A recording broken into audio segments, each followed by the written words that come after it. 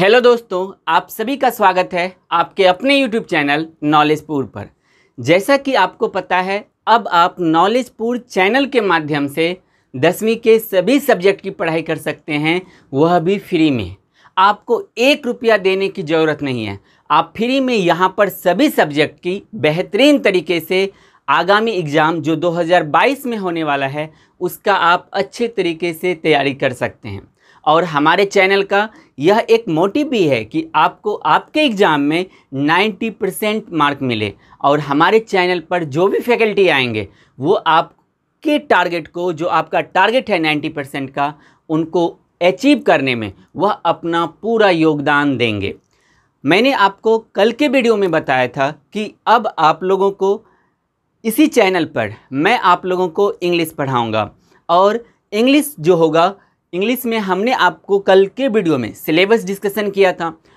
उस सिलेबस में मैंने आपको बताया था कि आपको थोड़ा सा मेहनत करने की ज़रूरत है इंग्लिश बुक के जो क्वेश्चन आंसर होंगे वहाँ पर।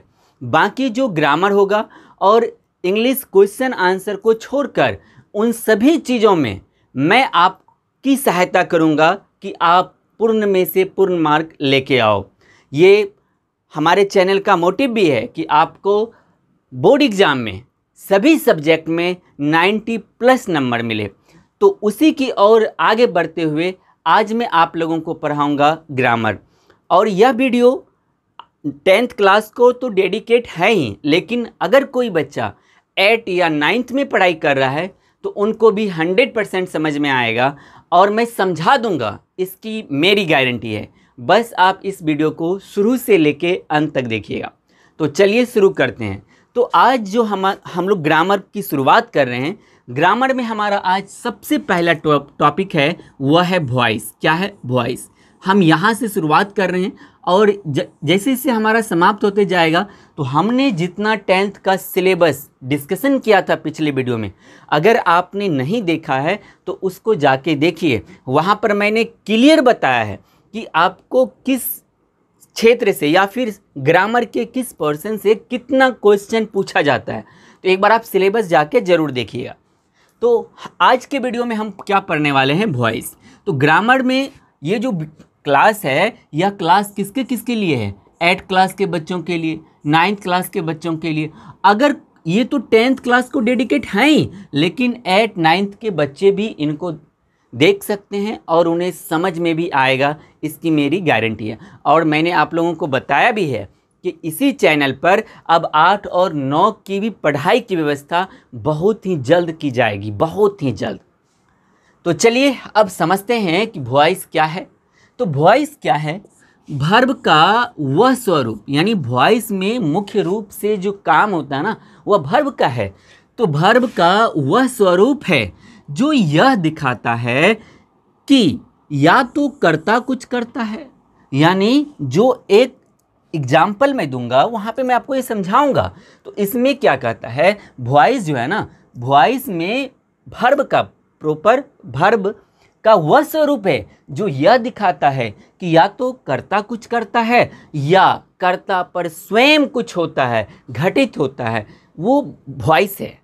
और वॉइस के जो प्रकार हैं, वॉइस के कितने प्रकार हैं? आप बोलिएगा कि सर ये तो बच्चों वाली बात है। सर, वॉइस के 2 प्रकार हैं। कितने प्रकार हैं? 2 प्रकार। एक्टिव वॉइस और कौन सा वॉइस? Passive voice. है ना आसान? बहुत ही आसान है, लेकिन मैं इतना ज़्यादा आपको आसान कर दूंगा अगर आप पूरा वीडियो, वॉइस का जितना भी पार्ट आएगा, अगर आप उसको देख लोगे तो 100% मैं रिटेन में दूंगा कि आप किसी को समझा भी दोगे। आपने बहुत जगह पढ़े होंगे वॉइस, लेकिन जो मैं पढ़ाऊंगा अगर आप किसी को नहीं समझा पाओगे तो मैं इस वीडियो को कर दूंगा डिलीट। मैं इस वीडियो को क्या कर दूंगा? डिलीट कर दूंगा, अपने चैनल पे नहीं रहने दूंगा। इसीलिए आपसे बस मैं इतना चाहता हूं कि आप वीडियो को शुरू से लेके अंत तक देखिएगा। 100% आपको समझ में आएगा। अगर नहीं आएगा तो ये वीडियो मैं कर दूंगा डिलीट। चलिए अब हम लोग आगे देखते हैं। तो मैंने क्या बताया वॉइस के बारे में? वॉइस जो है, वॉइस में ये वर्ब का वह स्वरूप होता है जो यह दिखाने का काम करता है।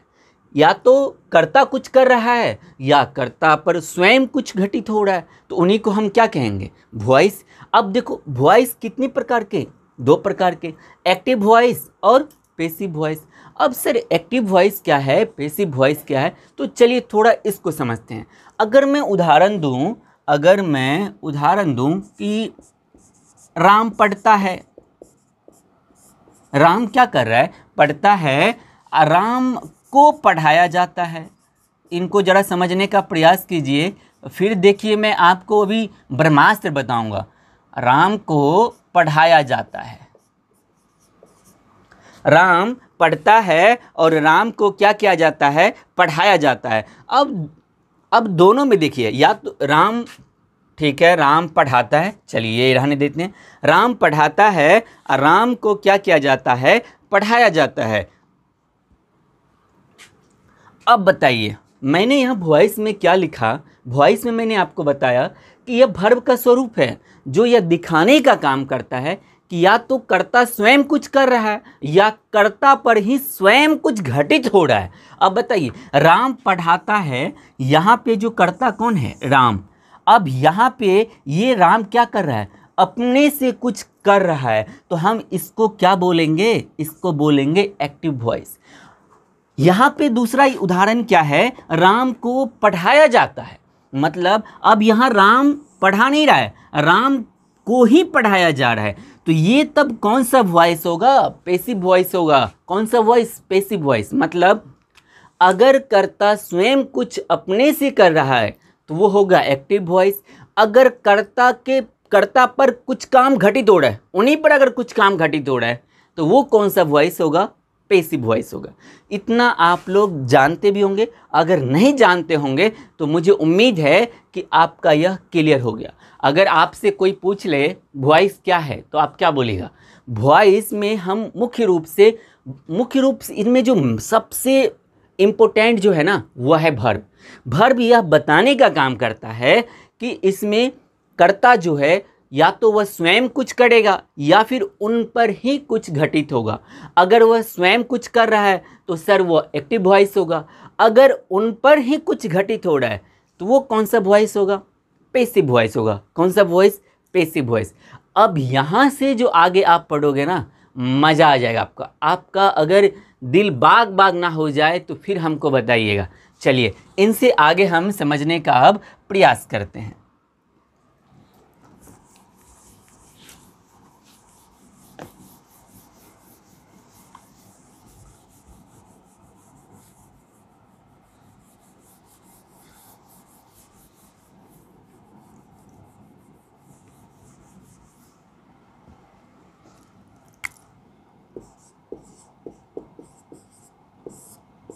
चलिए अब देखिए हम समझने का प्रयास करते हैं कुछ इनके fact.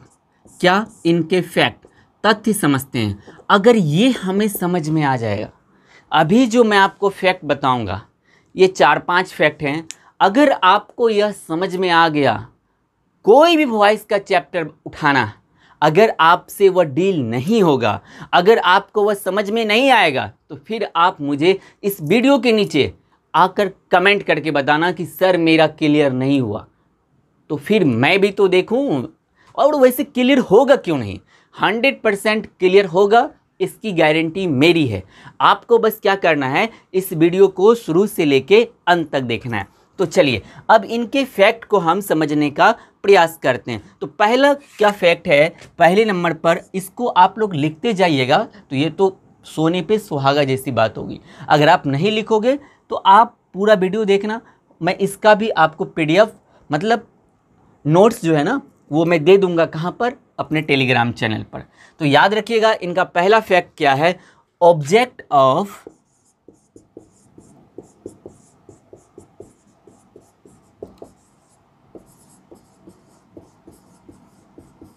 Active sentence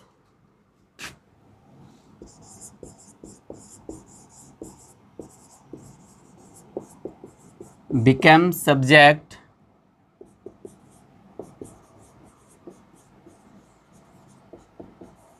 in the passive voice। देखिए ये चलिए पहले मैं कुछ लिख देता हूँ जितना इस बोर्ड पर कवर हो सकता है, फिर मैं आपको समझाऊंगा बारीकी से। दूसरा आपको ध्यान रखना है, use of helping verb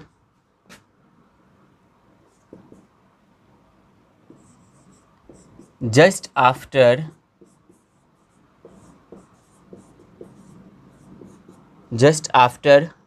object.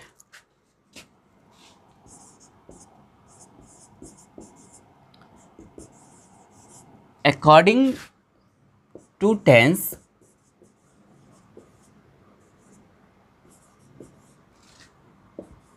and subject.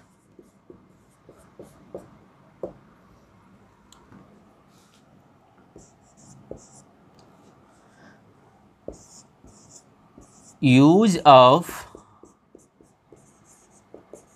main verb.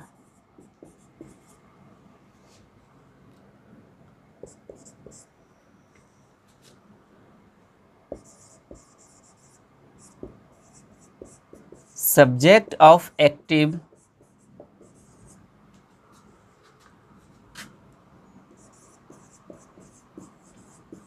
become by plus agent. और चलिए एक और समझते हैं इसमें, फिर मैं आपको इनको समझाऊंगा। एक और याद रखिएगा, इसमें जो है no use of do, does, did as helping verb.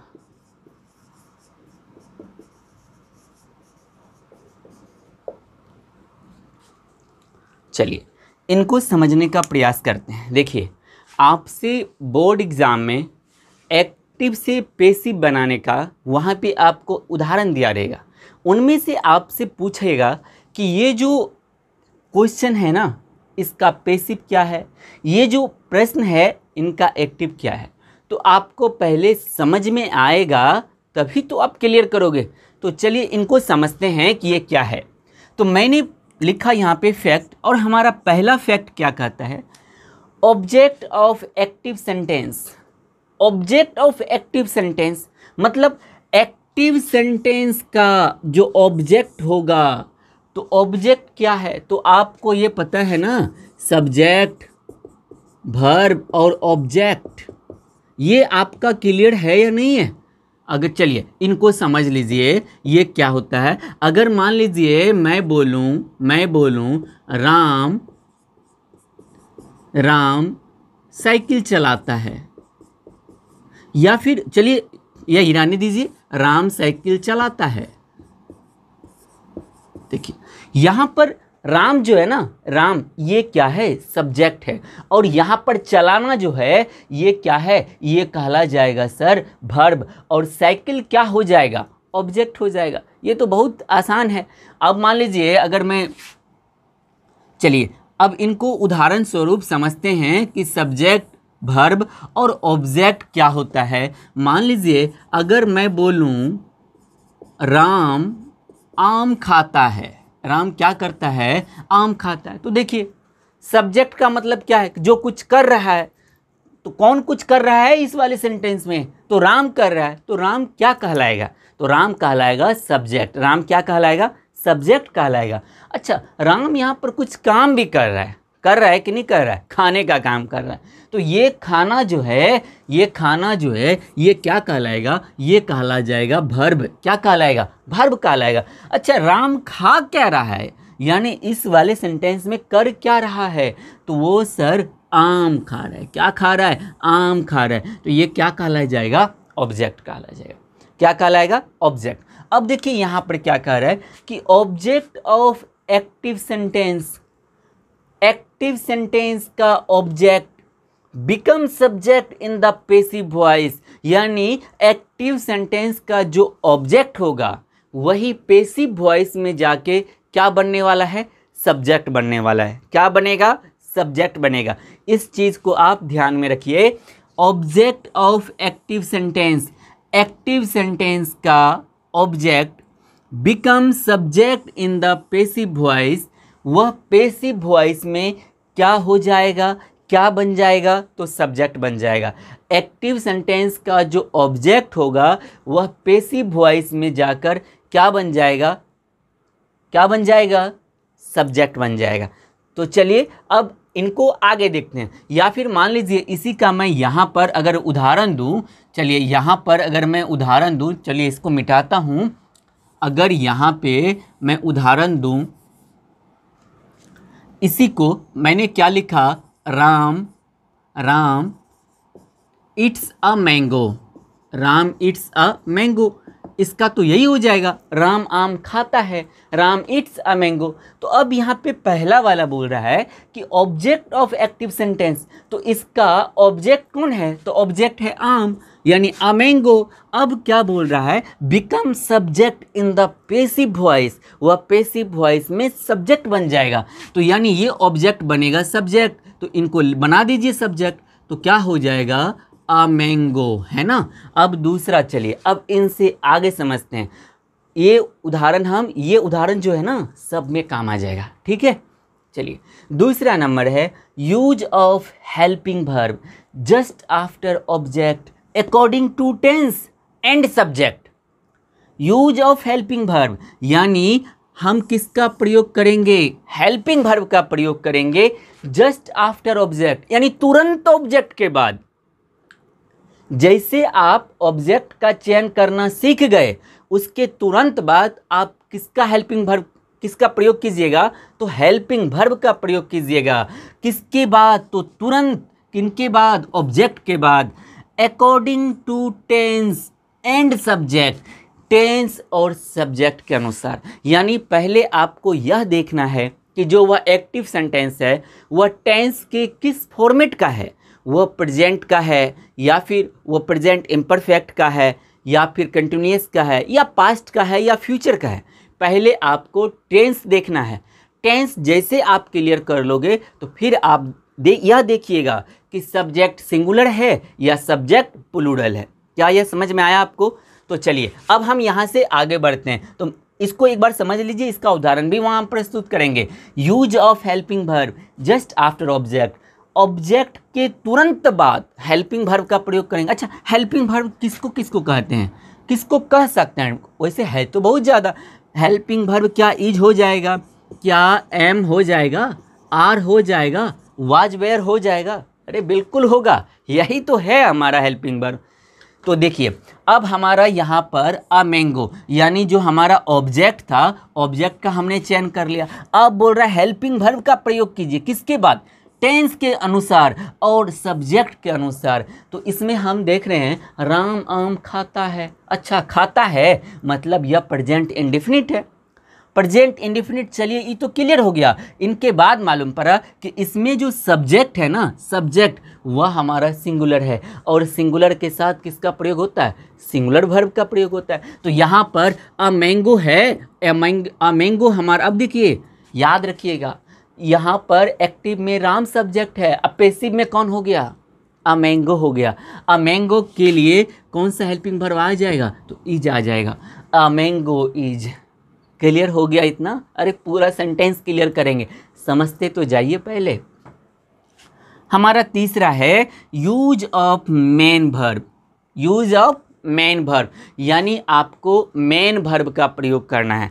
और याद रखिएगा हमेशा पैसिव वॉइस में किनका प्रयोग होगा, वॉइस में वर्ब के तीसरे रूप का। किसका प्रयोग होगा, वर्ब के तीसरे रूप का। और मैं अगली वीडियो में आपको बताऊंगा भी आप कैसे वर्ब का फॉर्मेट निकाल सकते हैं, ठीक है। तो हम क्या करने वाले हैं, यूज ऑफ मेन वर्ब। तो इसमें वर्ब कौन है, तो अच्छा इसमें तो क्रिया है सर, खाना, तो यानी ईट। तो ईट का तीसरा फॉर्मेट क्या हो जाएगा, तो सर ईट का हो जाएगा इटेन, ईट एट इटेन, है ना। तो यूज ऑफ मेन वर्ब, तो अ मैंगो इज क्या हो जाएगा, eaten, a mango is eaten. इतना तक क्या क्लियर है आपका? तो चलिए अब उनके बाद नंबर 4 क्या कहता है, सब्जेक्ट ऑफ एक्टिव बिकम, यानी जो आपका सब्जेक्ट होगा एक्टिव वॉइस में वो क्या बन जाएगा, वह बन जाएगा बाय प्लस एजेंट। यहाँ पर एजेंट कौन है? एजेंट का मतलब पेसिव में यह जाके बताने का काम करेगा कि एक्टिव में किसके द्वारा काम हो रहा है, ये बताएगा कौन? पेसिव में जाके एजेंट बताएगा। कौन बताएगा? एजेंट।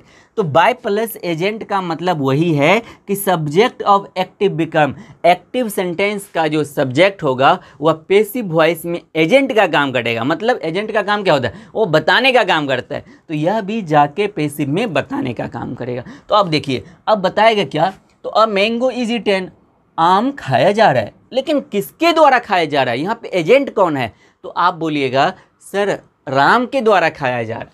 किसके द्वारा? तो राम के द्वारा। तो a mango is eaten by Ram, किसके द्वारा खाया जा रहा है? तो राम के द्वारा खाया जा रहा है। क्या आपको इतना तक समझ में आया? तो चलिए इनके बाद देखते हैं क्या है। 5 नंबर कह रहा है कि no use of do does did as helping verb, यानी पूरे वॉइस में हम कहीं पर भी हेल्पिंग वर्ब के रूप में ना ही डू का प्रयोग करेंगे, ना ही डज का, और ना ही डिड का। यानी डू डज डिड का प्रयोग हम कहीं पर भी नहीं करने वाले हैं हेल्पिंग वर्ब के रूप में। कहाँ पर? तो बच्चा वॉइस में। कहाँ पर? वॉइस में। क्या ये पांचों क्लियर हुआ? अगर आपको ये पांचों समझ में आ गया, इनके बाद एक दो फैक्ट और हैं। ये मुख्य फैक्ट है, ये जो है ना, ये बहुत ही ज़्यादा मुख्य फैक्ट है। अगर आपको इतना समझ में आ गया तो आपसे वॉइस पूरा का पूरा बनेगा 100%। एक बार फिर से देख लीजिए। Object of active sentence become subject in the passive voice. जो एक्टिव सेंटेंस का ऑब्जेक्ट होगा वह पेसिव वॉइस में जाकर क्या बनेगा? सब्जेक्ट बनेगा। एक्टिव वॉइस का ऑब्जेक्ट वह बनेगा पेसिव वॉइस में जाकर subject. Use of helping verb just after object, आपको हेल्पिंग वर्ब का प्रयोग करना है ऑब्जेक्ट के तुरंत बाद। According to tense and subject, tense के अनुसार और सब्जेक्ट के अनुसार। आपको पहले यह देखना है कि वह किस टेंस का है, और फिर देखना है कि वह सब्जेक्ट जो है सिंगुलर है या फिर प्लूरल है। यूज ऑफ मेन वर्ब, यानी जो आपका मेन वर्ब है उनका प्रयोग कीजिएगा। लेकिन आपको यहाँ याद रखना है कि आपको हमेशा वर्ब का तीसरा फॉर्मेट यूज करना है पेसिव वॉइस में, और इसी में बच्चे फंस जाते हैं एग्जाम में। वहाँ पर आपको कोई सेंटेंस दे दे, मान लीजिए यही सेंटेंस दिया रहेगा, आपको वहाँ पे लिखा हुआ रहेगा राम ईट्स अ मैंगो, और आपको वहाँ पे पूछा जाएगा कि बताइए, 4 ऑप्शन रहेगा, वहाँ पर पूछा जाएगा कि बताइए इनमें से कौन सा पेसिव वॉइस है। अब वहाँ 3 ऑप्शन दिए रहेंगे, 3 ऑप्शन जो होगा उसमें सभी में वर्ब के पहले फॉर्म का प्रयोग किया गया होगा, और एक ऐसा ऑप्शन होगा आपका जिसमें वर्ब के तीसरे फॉर्म का प्रयोग किया होगा। आपको यह जानकारी होगा तभी तो आप छांटोगे। तो यहाँ पर आपको देखना है कि पेसिव वॉइस में हमेशा किसका प्रयोग किया जाता है? वर्ब के तीसरे फॉर्मेट का। किसका प्रयोग किया जाता है? वर्ब के तीसरे फॉर्मेट का। उनके बाद क्या है? Subject of active become by plus agent, यानी जो एक्टिव सेंटेंस का सब्जेक्ट होगा वह पेसिव में एजेंट का काम करेगा, यानी वह बताने का काम करेगा कि एक्टिव में इनके द्वारा काम हो रहा था। उनके बाद याद रखिएगा, no use of do does did as helping verb, हम हेल्पिंग वर्ब में के रूप में हम कभी भी डू डज या डिड का प्रयोग नहीं करते।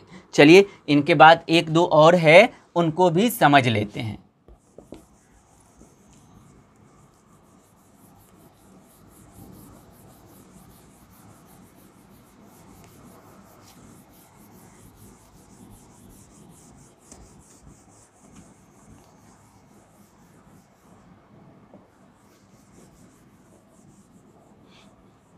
नंबर 5 तक हम लोग देख चुके हैं, तो अब हम लोग देखते हैं नंबर 6 से आगे क्या है।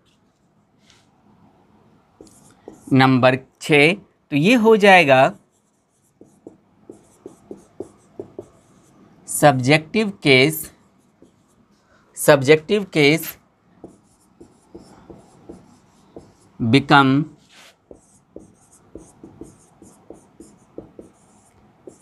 Objective case and vice versa.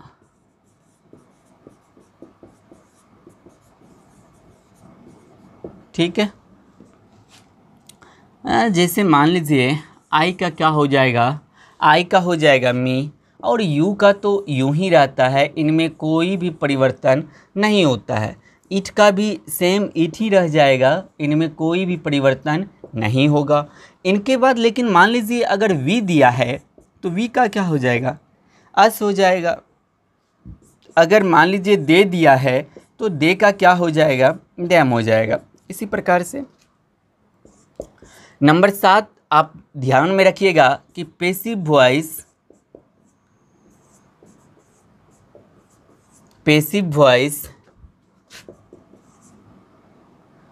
isn't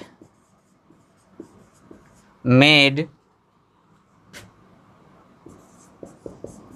with intransitive verb।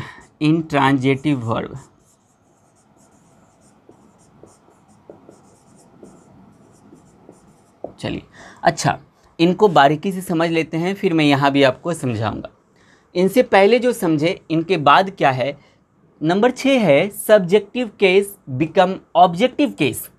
जो सब्जेक्टिव केस है ना वह क्या बनेगा, ऑब्जेक्टिव केस बनेगा। एंड वाइस वर्सा, और क्या बनने वाला है, वाइस वर्सा बनने वाला है। तो यहाँ पे आप वाइस वर्सा ज़्यादा कंफ्यूज मत होइए। जो सब्जेक्ट होता है ना उनका बस पॉजिटिव केस निकाल दीजिए, बस इतना ही करना है। और ये तो आप 6 और 7 में भी पढ़े होंगे। आई का क्या होता है सर, मी होता है। यू का बदलता ही नहीं, यू का यूं ही होता है। इट का इट ही होता है। दे का दैम हो जाएगा। ही का अस हो जाएगा, वी का अस हो जाएगा। ही का हिम हो जाएगा। सी का हर हो जाएगा। इसी को तो पैसिव वॉइस का, इसी को तो पॉजिटिव केस कहते हैं। बस इतना आप दिमाग में रखिएगा और इसमें ज़्यादा कंफ्यूज नहीं होना है। नंबर 7 क्या कह रहा है, passive voice is not made with intransitive verb. कौन सा verb, intransitive verb. Passive voice कभी भी नहीं बनता है किनसे, इंट्रांजिटिव वर्ब से। इंट्रांजिटिव का मतलब क्या होता है, तो इसका मतलब होता है बच्चा अकर्मक क्रिया। कौन सा क्रिया, अकर्मक क्रिया। मतलब अच्छा सर अकर्मक क्रिया क्या होता है, कोई मुझे कमेंट करके बताओगे अकर्मक क्रिया क्या होता है। तो अकर्मक क्रिया का मतलब है, जैसे मान लीजिए दिया रहेगा स्लिप, क्या दिया रहेगा, स्लिप दिया रहेगा। दिया रहेगा क्या, मान लीजिए रन दिया रहेगा, या फिर मान लीजिए फ्लाई दिया रहेगा, और ऐसा ही कुछ और भी दिया रहे, बहुत सारा उदाहरण है। तो अकर्मक और सकर्मक का मतलब क्या होता है, जहाँ पर आपको नॉर्मली क्वेश्चन वाला जो शब्द होता है ना, क्या, कब, कैसे, ये वाला स्पेशली क्या का अगर उत्तर मिल जाए ना तो वो सकर्मक है। क्या का उत्तर नहीं मिला तो फिर वो अकर्मक है। अब बताइए, अगर आपसे कोई पूछेगा कि, या आप ही बोलोगे, या आपसे कोई पूछ रहा है कि मैं सोता हूँ, और आप वहाँ पे प्रश्न उनसे पूछ लो, अरे तुम क्या सोते हो जी, उनके पास कोई जवाब होगा, अरे कोई जवाब होगा, क्या सोते हो, नहीं होगा। तो जहाँ पर क्या का उत्तर नहीं मिलता है ना, तो आप ऐसा मान के चलिए कि उन्हीं को क्या कहेंगे, उन्हीं को कहेंगे हम अकर्मक क्रिया। क्या कहेंगे उसको, अकर्मक क्रिया कहेंगे। अकर्मक क्रिया क्या है, जहाँ पर आपको क्या का उत्तर नहीं मिलता है वह कहलाएगा अकर्मक क्रिया। पसीना टपक रहा है, समझने का प्रयास कीजिए। तो मुझे उम्मीद है कि 1 से लेकर 7 तक जो मैंने फैक्ट बताए वो आपको अच्छे से समझ में आ गया होगा। अगर आपको बस ये 7 फैक्ट समझ में आ जाए तो आप 100% आपको वॉइस में कहीं पर भी कोई दिक्कत नहीं होगी।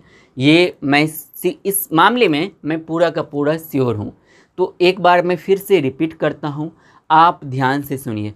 पहला हमारा क्या था फैक्ट, जो हमारा एक्टिव का ऑब्जेक्ट होगा वह पैसिव में जाके सब्जेक्ट बनेगा। जैसे ही ऑब्जेक्ट आएगा पैसिव वॉइस में सब्जेक्ट, तो बनने के लिए उनके तुरंत बाद हम हेल्पिंग वर्ब का प्रयोग करेंगे। लेकिन हेल्पिंग वर्ब का प्रयोग किसके अनुसार होगा, तो वो होगा टेंस के अनुसार, और वह होगा हमारे सब्जेक्ट के अनुसार। नंबर 3 यह कह रहा था कि जो हमारा मेन वर्ब है ना, हम उसका प्रयोग करेंगे। और जो हमारा मेन वर्ब होगा, मेन वर्ब में मैंने क्या बताया था कि वहाँ पर हम हमेशा वर्ब जो होता है उनको हम तीसरे फॉर्मेट में बदल देते हैं। किस फॉर्मेट में? तीसरे फॉर्मेट में। उनके बाद नंबर 4 हमारा यह था कि जो हमारा एक्टिव सेंटेंस का सब्जेक्ट होगा, एक्टिव सेंटेंस का जो सब्जेक्ट होगा वह आगे जाके यानी पैसिव वॉइस में बाय प्लस एजेंट का काम करेगा। किसका काम करेगा? By plus agent. जैसे इस वाले में ही आम जो खाया जा रहा है किसके द्वारा खाया जा रहा है, तो ये एजेंट कौन है यहाँ पर? वो है हमारा राम। कौन है? राम। उनके बाद हम 5 नंबर में देखे थे कि हमारे वॉइस में कहीं पर भी डू डज और डिड का प्रयोग नहीं होता है हेल्पिंग वर्ब के रूप में। No use of do does did as helping verb. Do does did का प्रयोग कभी भी नहीं होगा। अगर कहीं पे आपको दे दिया जाता है ऑप्शन में तो वो 100% गलत है। इनके बाद हमने नंबर 6 को देखा था। वो ये बता रहा था कि जो सब्जेक्टिव केस है ना, सब्जेक्टिव केस वो क्या हो जाएगा? वो ऑब्जेक्टिव केस बन जाएगा। और जैसे आई का मी, यू का यू ही हो जाएगा, दे का देम, ही का ही, ये बदल जाएगा। उनके बाद नंबर 7 क्या कह रहा था? पैसिव वॉइस कभी भी इंट्रांजिटिव वर्ब से नहीं बनता है। बस आपको इतना ध्यान में रखना है। आज की वीडियो में मैं चाहता हूं कि आप इसी का रिवीजन कीजिए। हमारा जो इनका अगला पार्ट होगा हम वहां पर टेंस के सभी फॉर्मेट के अनुसार एक एक पार्ट करके समझने का प्रयास करेंगे। ये मैंने सिर्फ आपको फैक्ट पढ़ाया है।